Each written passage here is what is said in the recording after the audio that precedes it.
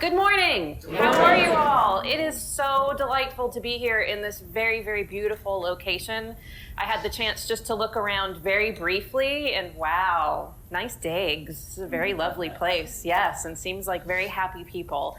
So happy Founders Day. I'm thrilled to be here with you to celebrate and to talk to you about a topic that is very dear to my heart and something that I have been thinking about for a really long time. So I would love for this to be more of a conversation because I welcome your thoughts, I welcome your feelings, I welcome your ideas. And I know I'm going to be meeting with residents later, so I really hope that you can come attend to that and then staff after that so that we can get into this a little bit more. So I'm going to kind of walk you through some of the ways that I think about ageism and aging. But I'm going to start by making this really personal. So I want to start here. I want you to think about these three things. What do you think it means to be old? And what do you think it means to be young? When the word old comes to mind, what do you think of? Decrepit. That's a valid one. What else? What comes to mind? Someone else? That's actually a really good one. We're going to get to that in a little bit. Wiser. Thank you. How about, yes? Limitations. How about the word young? What comes to mind there? Energy. I was going to say survivors. Survivors. Energy for young? Foolhardy. Foolhardy. Okay, this is fantastic because the things that you have described so far have been things that we both value and things that we don't value for both old and young, and we're going to get to that. So, what do you think it means to be old and young? How do you feel about your own aging? Do you think about you as somebody that is aging? Have you thought about yourself as someone that is aging your entire life, or has this just been since you feel like you've been older? So how do you feel about it? And really importantly, how do you talk about growing older? And I say growing older very specifically. Is it something that you're doing actively, or you're growing, or are you getting older? Is this just something that's kind of happening to you? So I want you just to think about these three questions, and then maybe I'm going to check in with you a little bit later and see if you feel any differently than you did when I first started this presentation. So in my book, I start the book off by saying everything you think you know about aging is wrong, and it's not your fault. Aging is much more than we realize. And that's because we misuse and we misunderstand the term aging in a couple of different ways. And I'll tell you, I have been guilty of this. In fact, this was one of my first aha moments that got me thinking about ageism. So I'm a gerontologist. Do you know what a gerontologist is? Yes. It's not a geriatrician. I'll tell you that much. A geriatrician is the medical doctor that serves older people. A gerontologist is someone that has biopsychosocial spiritual knowledge of aging. So holistic aging. Okay, so aging is development, knowing that we are aging our whole lives. So people will often ask me why I became a gerontologist. I talk all about that in the book. I had a wonderful relationship with my grandparents, was very close with them, and I always saw aging as something that I looked up to. I've always had an affinity for being with older people, so that was part of it. But then they would say, you know, well tell me, what is it a gerontologist does and why did you become one? And over and over and over again, I would say, well, I wanted to get all the knowledge that I could so that I could best serve the aging population. And I said that over and over again until one day I said to myself, why do I use the term aging to talk about older people? When we're all aging, every moment of our lives, why do I other aging as if it's something that's not happening to me? And that's when I realized the way that we talk about aging is wrong. We don't see it as something that is about a lifespan approach. We don't see it as something that is happening to all of us all the time. So that's the first way that we misunderstand aging. The second way we misunderstand aging is that we talk about it as a process of decline. Now, we all know our bodies change as we age, and things don't work the way that they used to work. We know this. That is a part of aging. But guess what? That's not the whole. of aging. That's just one part of aging. So when we talk about aging as a process of decline, we're missing out on all the benefits of aging. So aging is just so much more than we realize. And the truth is that aging is the bio, psycho, social, spiritual process of change over time. Aging is changing. Aging is living. So while we do have changes in our physical bodies and we do have loss, guess what? We also have growth. Always we are growing, we are developing.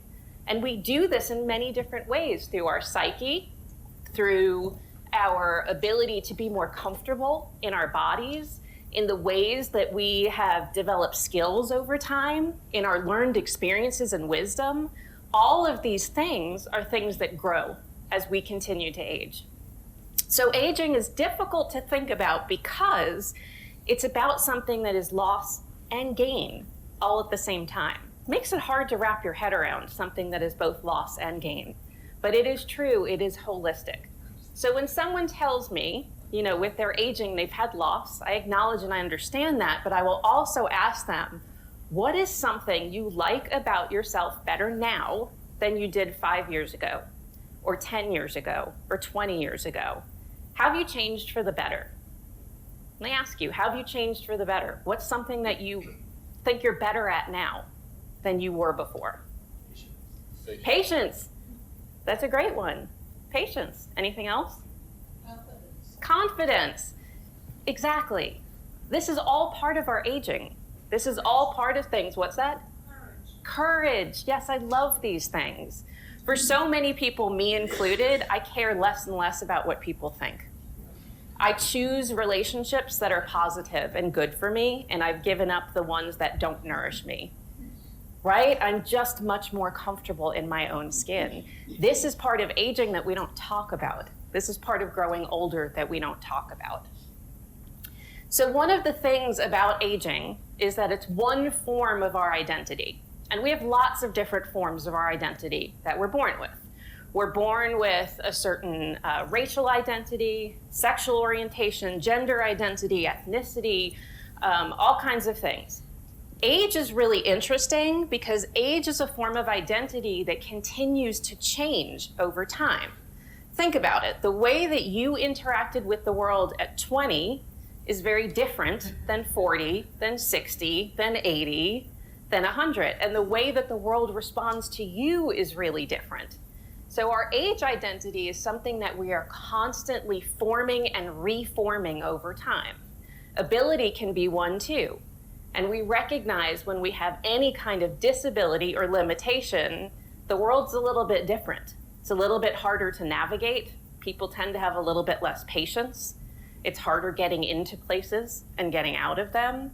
So we need to think about who we are as a whole and all the forms of identity that come together to shape our aging experience, because everybody's aging experience is different.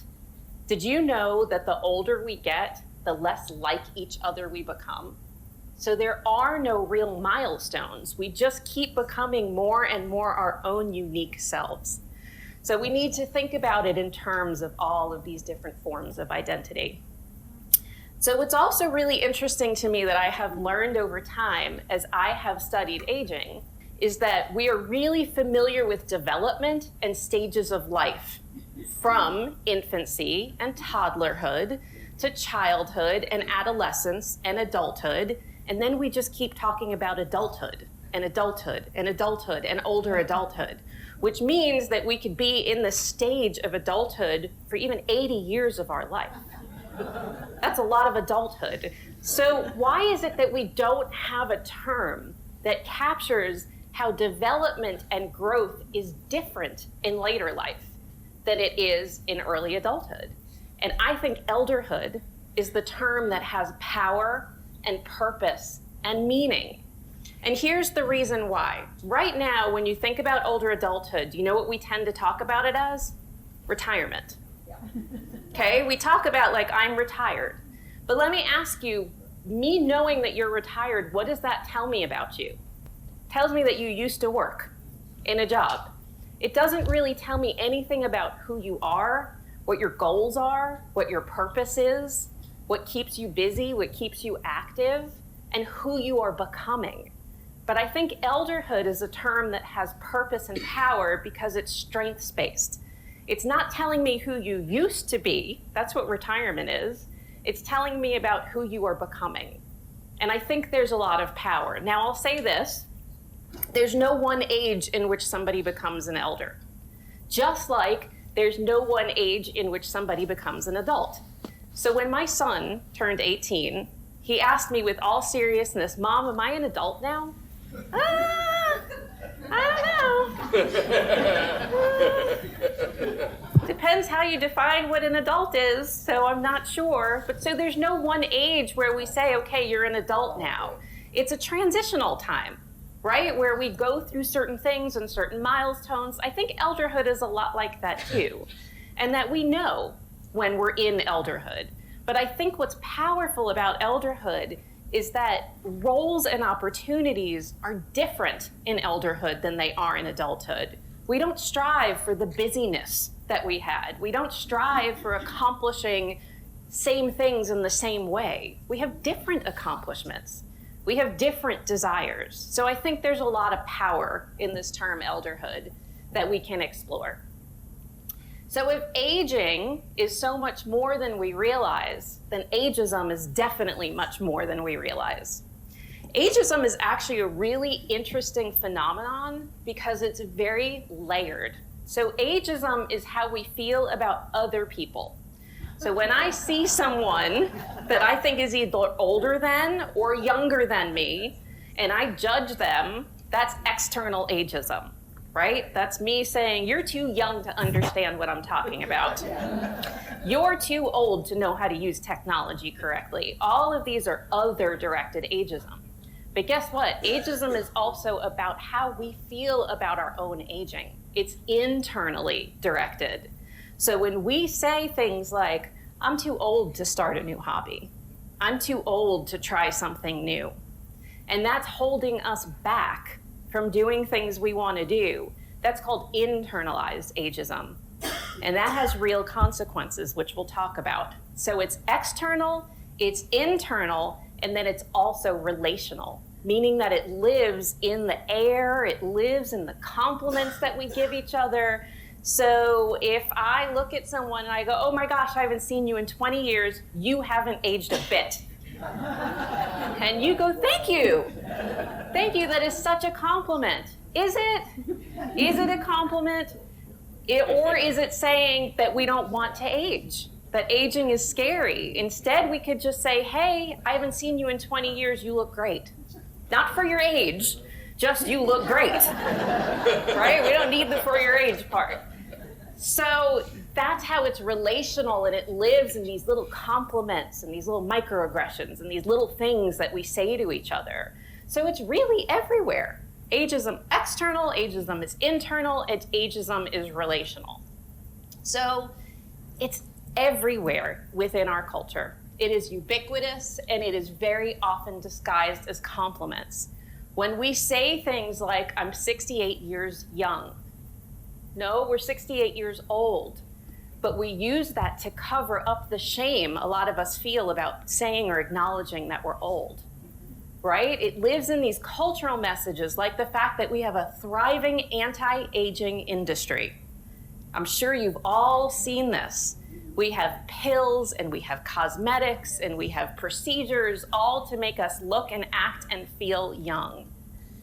That's really powerful messaging. Truly, they make billions of dollars off of something that can't possibly be true. What is anti-aging? It's death. Right? Aging is living. Right, aging is living. So what is it that they're selling us that they can promise us is going to do something? So these are the messages that are everywhere. And it even touches on those baby boomers. Those baby boomers are all full of trouble, and so are those millennials. So it's generational bias too. It all feeds into it. And then every time we pick up a magazine, every time we look at a commercial, we're seeing these kinds of messages. Be ageless. Look your youngest. Right? Yep. How to look 20 years younger. All of these things are really innocuous because they are everywhere. We don't have role models for how it means to just get old. Even the characters in books, the characters in movies, the characters in TV shows, they tend to portray older people in one of two ways. Either what we call a successful ager of somebody that can jump out of an airplane and can climb Mount Everest, or someone who's feeble and silly, right, and forgetful. We don't have just normal role models of everyday people in later life, in elderhood. So it's everywhere, and this is how we learn about it. So why does it matter? And I think this one is really, really important for everyone to understand. It doesn't matter just because I'm telling you that it's out there and it's a problem. It matters because we actually have decades of research that show that how we feel about our own aging impacts our health, impacts our happiness, impacts our longevity. And there was one that just came out, a study a few days ago, that said it can actually reverse mild cognitive impairment. Just focusing on how we feel about our own aging. When we walk around with anxiety and stress and dread about being old and getting old, it results in all of these things. There was one study done over 20 years ago that followed people for decades, asked them all kinds of questions about their health and their happiness, and it found that people who had positive views of their own aging lived 7.5 years longer and happier than people that dreaded their own aging. So there's a big why here. There's a really big reason why this matters for us. That's a lot of time that's left on the table just wrapped up in how we feel about our own aging. It also makes a difference in healthcare, and I'm sure many of you have probably experienced this. Have you ever gone into a healthcare situation and had someone say to you, well, you should expect pain, you're old. Why should I diagnose this? You're just old. Or talk to somebody that was with you instead of talk to you themselves. All of these things come out and play out, misdiagnosis. We often confuse dementia and depression, for example. Ageism is underneath all of this. And there was another study that found a $63 billion price tag associated with that. But we bring those negative interactions into healthcare, it makes a huge difference. So it matters to our health. It matters in healthcare. It also matters in technology and business. We think about innovating products and services for older adults, but guess what we don't do? We don't ask older adults what they actually want. We just assume what they want. And that tends to focus on a few things: safety, security, and surveillance. But there's a lot of innovation that can happen out there focused on like needs for belonging, needs for inclusion, opportunities for growth and self-actualization. But we don't generally ask older people. We also don't encourage older people to be entrepreneurs themselves. And yet there's a ton of opportunity in there. And then the third thing that we do is we design technology for older people without showing them how to use it. Yep, seriously, yes. Let me give you an example of this. So right after COVID, when restaurants started to open up again, my dad and I and my family went out for dinner for the first time. And you might know that they ended up taking away a lot of the menus, the physical menus, and now they have QR codes there where you can scan the QR code and then it brings up the menu. My dad is in his late 70s. And so we're at the table with the QR code and he sees us, using our phones. And so he thinks we're just taking a picture of it. So he's there and he's looking at the QR code and he keeps taking pictures of the QR code and it's not working and he's getting frustrated. So I showed him and I was like, you just hover over it until the link comes up and then there it is. And it got me thinking, my dad's actually really tech savvy. Nobody ever took the time till that moment to show him how to use a QR code. How are we supposed to assume that people are just gonna know these things when we don't give them the tools that they need? So that's ageism too. When we're just not thinking about the usability of things. So as I said before, generational ageism is also a form of ageism. There's a lot of talk out there blaming boomers. blaming millennials, blaming people of different generations for all of the problems that we have. And I want to say that this concept of generations needs to be broken down. Let me put it to you this way.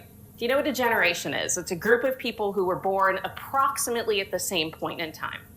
But these labels that we have given for generations means that we put people anywhere from a 15 to 20 year span into a lump and say, well, they all have something in common because they were all born between 1946 and 1964. That must mean something. Does it? Does it mean anything? A baby boomer that was born in 1946, when did they grow up? When were their formative years? The 1960s. 1960s were a very distinct time, right? We had the hippie culture, we had the Vietnam War, we had civil rights movements, we had all kinds of things that clearly shaped who they became. You have another baby boomer who was born in 1964, they grew up in the 1980s. The 1980s was a very different point in time with other kind of historical events, Cold War, technology, all kinds of things. But yet we assume, because we call them baby boomers, that they have something in common.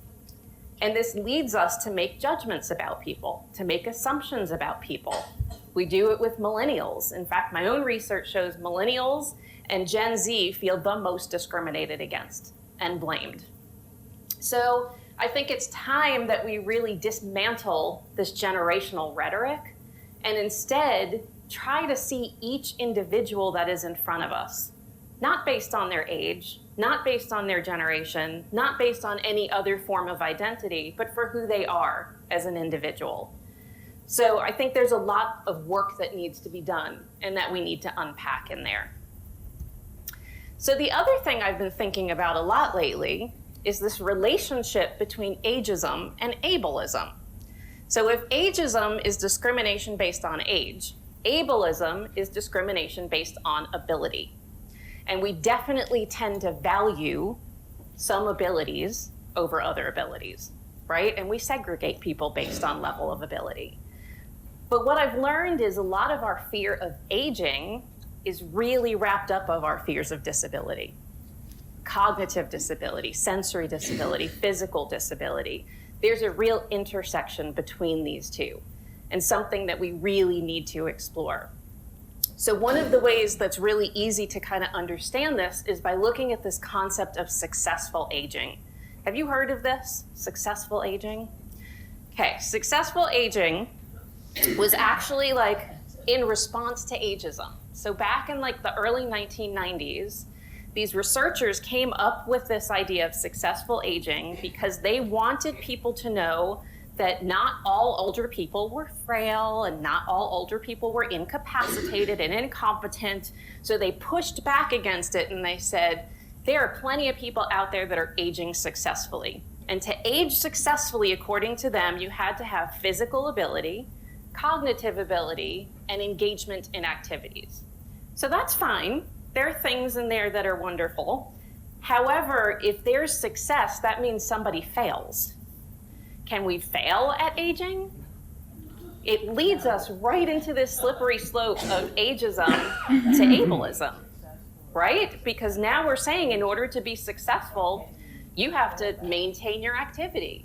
You have to maintain your cognition. Stuff happens. Our bodies change. So this can't always be the case. But it doesn't mean to me that we aren't successful. I think everybody can define success for themselves. And we can continue to define success for ourselves. In fact, very often early in life, we often will define success in a way that doesn't pan out in later life. So for example, this is me and my dad. I'm 2 years old, 1972, my dad, David. And I show this picture because in 1972, my dad loved to smoke cigars and loved to bet on the horses. That was like his hobby. That was one of his things. Loved to bet on the horses, loved to smoke cigars. And in 1972, if you had said to him, how will you define success in later life? And he'd be like, well, I'm going to bet on the horses and I'm going to smoke cigars until I'm like 80. That's what I'm going to want to do.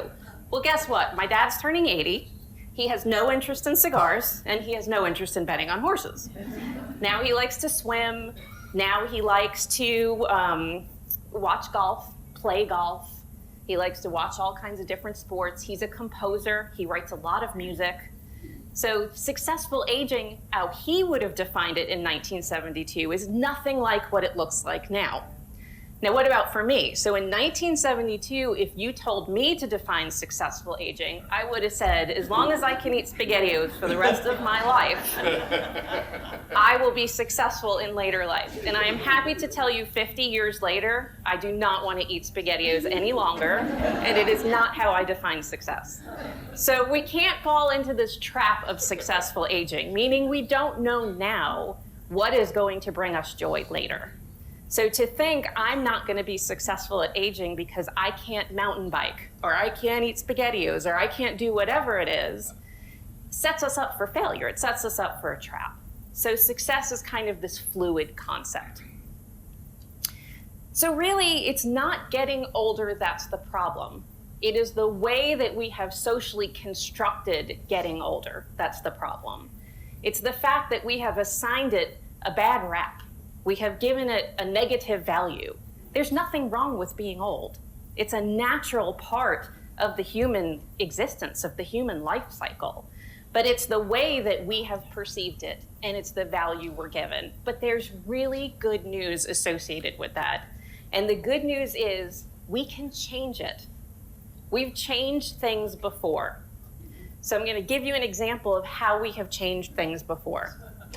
My husband and I were in this store that specializes in ephemera, right? It's all kinds of stuff, magazines and newspapers and posters. We were making a video about ageism, and we wanted to find an example of something that went as far back as we could to see how long ageism had been around. So we found this Ladies' Home Journal from 1959, and right there on the cover it said, how to look and feel 20 years younger. And we were like, yes, that's what we're looking for. So these messages have been around our whole lives. These messages have been around a really long time, and they've really gone unchallenged. So it was kind of like, cool, okay, so we have some, evidence here that this has been around a long time. So we picked up the magazine, and then we took the magazine home, and that is when we noticed a second banner on this magazine. So if you look at it again, there's another one right underneath it. I'm going to read this out loud. You're already laughing, but I'm going to read it out loud. Help for unresponsive wives, making marriage work. And the first thing my husband said to me was, I really hope they're talking about women that are in a coma. I said, I don't think so. I don't think so. So then we went on to read the article, okay? And the article actually says, are you ready for this, ladies and gentlemen? Women have internal and external defects that make their marriages not work. Like, I know it's hard to read, so I'll read you some of these, like neglecting grooming your hair or nails. Ladies, we cannot neglect to groom our hair or nails. Like always needing the last word. Like, let's see, swearing or using coarse language. All of these things made you defective as a woman. And you know what I say to that? I say it's bullshit. Total bullshit. Yep. So clearly we have changed this. Clearly today, we would not see this Ladies' Home Journal from 1959 on a newsstand because gender roles have changed tremendously. And there's great news associated with that because if we can change that, then we can change ageism. Then we have the power, each one of us, to think about it a little bit differently. So here's another example. Do you all remember the Game of Life? Yes. Everyone play it when they were a kid? I loved the Game of Life. I used to really enjoy playing this. I still enjoy playing this. So the Game of Life originated in 1860, and the version you're seeing up here is like the 1960 version. So it has clearly changed over time, and it gets updated every few years. So the object of the Game of Life is that the player who has the most money wins. Now, I think it's important to think about that for a second. Little classist, That's how we win the game of life, by having the most money, not by being the happiest, not by leaving a legacy, but by having the most money. Yeah, it's a little questionable for the game of life. But what we're trying to do is we're trying to reach the end of the game with the most money.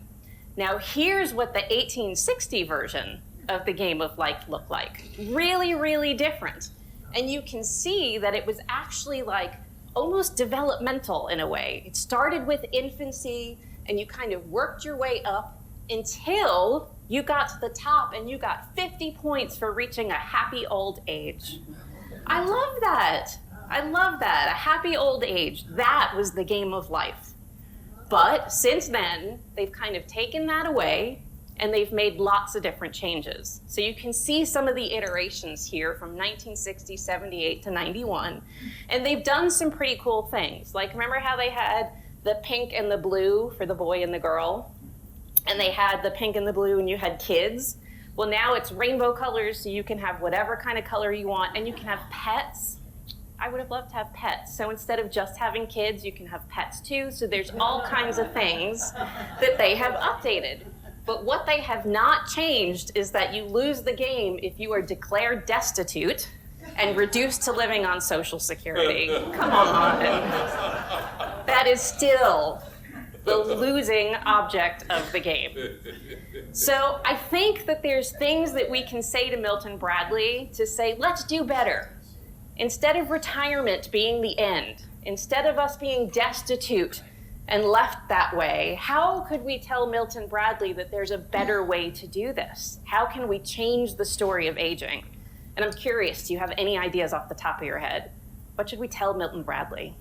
More life tiles. More life tiles. Yes, with experiences. Exactly. Have good health. Have good health on there. Yes, there's many ways than focusing on the amount of money that we accrue over time. And instead of retirement, being happy. Yes? So do you think Milton Bradley has an advisory board of elders on it? I would highly doubt it, but I think they should. I really think they could. It is the game of life, and who knows that better than elders? I mean, you've been playing it the longest, so I absolutely think that that's a great idea. So yes, these are the cultural messages. Yes? What's that? Learning new skills, yes.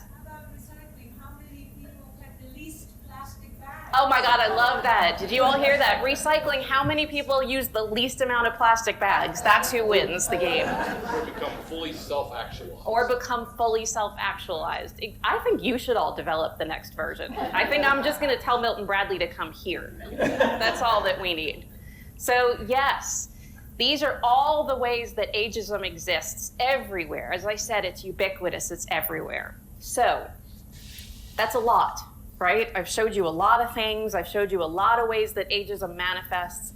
So the question becomes then, what do we do? What do we do next? And I say we disrupt. And I use this term disruption very purposefully because disruption is uncomfortable. Disruption takes bravery, and it takes a new way of doing something. We have to look at how we've always done it, and we have to decide to do it differently. So I'm going to share some thoughts with you about how we can disrupt, because I think disruption is each person, one person at a time. So the first thing we can do is we can pause. We can take a moment to really think about what we've learned about ageism, what we've learned about aging. And then we can evaluate, and we can start to think about, are the words that I'm using contributing to ageism? And if so, how can I kind of reevaluate and say something differently? And then we can remember that we all have the ability to act. And really, I'm not suggesting that everybody goes out and writes a book about ageism. It's about the little things. Every time we have an interaction where we challenge it, where we question it, where we think about how I'm saying this word or what it means to me, we're building the movement. We're building back to not having that 1959 Ladies' Home Journal on the newsstand anymore. So let's remember this. Let's kind of recap and remember these things. This is a good place to start. We have to remember that people are individuals, and actually we often use age as a way to describe or say something meaningful about somebody way too much. Age is what we call an empty variable. It means nothing. Just the fact that you're 68 or 78 or 88 doesn't tell me anything about you as a person. So it's okay to say I'm this many years old, but to use it to make an assumption doesn't really work because we're all individuals. We all have our own path. We all have our own experiences. So let's try and look at the individual instead of making assumptions. We can remember that age alone doesn't predict ability, and ability does not predict success. We get to define success, and we get to redefine success as often as we want to. We can remember that we're all aging. This is not about older people. This is about all people. It is actually the one universal thing we all have in common, the only universal thing that is about all of us at every moment is that we are aging, and that it's about a process of becoming and living. We can break down those generational labels and try not to use them in a way that ascribes meaning or judgment, but again, recognize the person in front of us. And we can really start to think about elderhood as a stage of life and what that means and how elderhood is different than adulthood. So that's a good place to start. Another place to start is to think about what I say. So is the thing that I am about to say or do ageist? Does it contribute to ageism? Well, I have a super easy flowchart for you that you can follow, and it's a super helpful flowchart that you can follow to kind of check yourself. So, is age a factor in what I'm about to say? If no, terrific, not ageism, then you are just fine. If it is, well, are you making an assumption or a judgment about somebody based on age?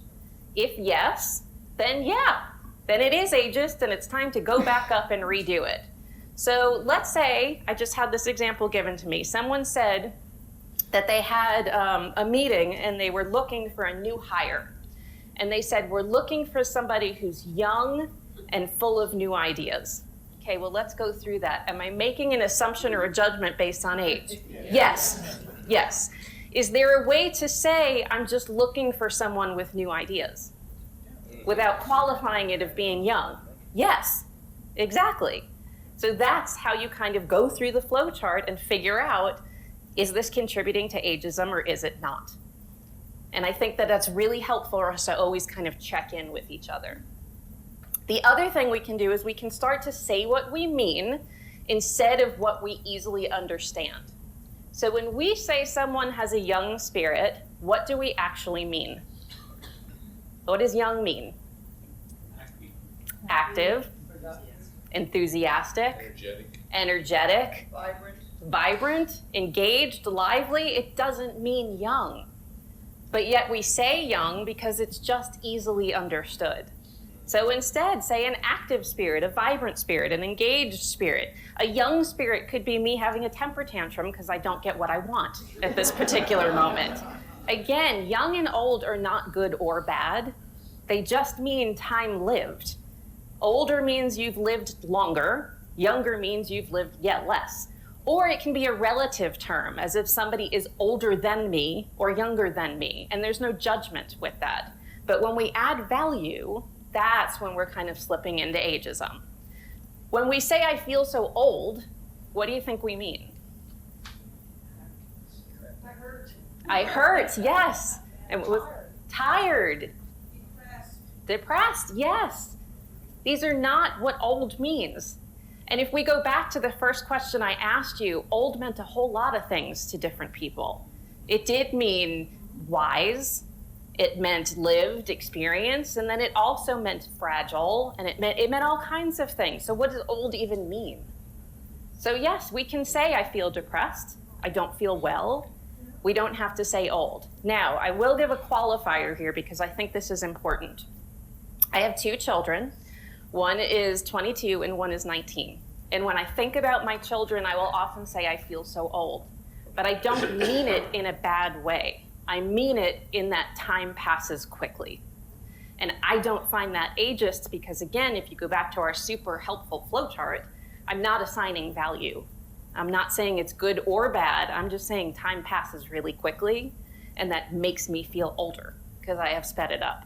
So it's not like we're ageism police, where we're thinking about what to say or what not to say. We're being thoughtful about how we're saying it. What about senior moment? Do I need to bring this one up? We don't. What do we mean? Memory lapse. Exactly. I had a memory lapse. I forgot. Exactly. And you do know that actually older people very often will have those moments because they have more knowledge in their brains.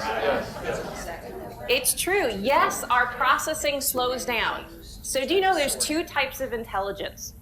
There's crystallized intelligence and fluid intelligence. Fluid intelligence is how fast we're processing. And it does slow down as we get older. Crystallized intelligence is everything we have learned over our lifetime, and it keeps increasing over our life. So we've got more up there, and it takes a little bit longer to get it sometimes. And there is nothing wrong with that. Not a thing. So here's another challenge, is that we can also learn to say something in the moment. So how do we respond in the moment when someone says you haven't aged a bit? Or when someone says, I'm not old, I'm just mature. I call that a Band-Aid word. Mature, vintaged, seasoned, experienced. If you don't want to call yourself old, you're just putting a Band-Aid over it, because there's still stigma associated with being old. There's nothing wrong with being old. But how do we respond to that in the moment? What do we say to someone? Someone says getting old is awful. How do you respond to that? And I don't have full answers for this. I think it depends. Who you're talking to, what the situation is, how much time you have, when the last time you saw them was. All of these things make a difference. But I think we do need to start to think about this and develop the skills for how we respond in the moment. And then, going back to this again, create your own definition of successful aging. You are all successful, and you can continue to be successful and change what that means to you. Successful aging is for every individual at where they are at this moment in time. Don't let somebody else define it for you. Don't let researchers, don't let your neighbors, don't let anyone define it for you. Success is for you to decide and what you make of it. So here we are. Back to this again. So I've been talking to you for a little while, and I'm curious now. Revisiting these questions, what do you think it means to be old and to be young? How do you feel about your own aging, and how do you talk about growing older? I'm curious if you feel any differently than you did just a little bit ago. And use this. Use this as a marker for yourself to continue to think about this. Ageism is not something that you talk about for an hour once, and then it's like, yay, ageism is solved. It's not going to work like that.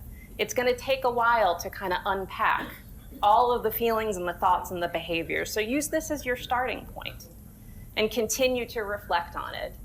And the truth is, it matters because every single one of us is a role model for what it means to age, at every age we are. And that matters. So how we talk about it to others is role modeling for the next generation. It's role modeling for our neighbors and for our friends. And this is why we all have the collective power to do something about it. It's why those little things actually really, really help in the end. So as I wrap up, I might make some of you uncomfortable. Some of you may enjoy this. But on the count of 3, I'm going to have all of us say this together. I am, and however old you are, I want you to say it out loud. Okay? We're going to own our age. We're going to do this together. All right, are you ready? 1, 2, 3. I am 52 years old. Thank you so much, everyone. Thank you.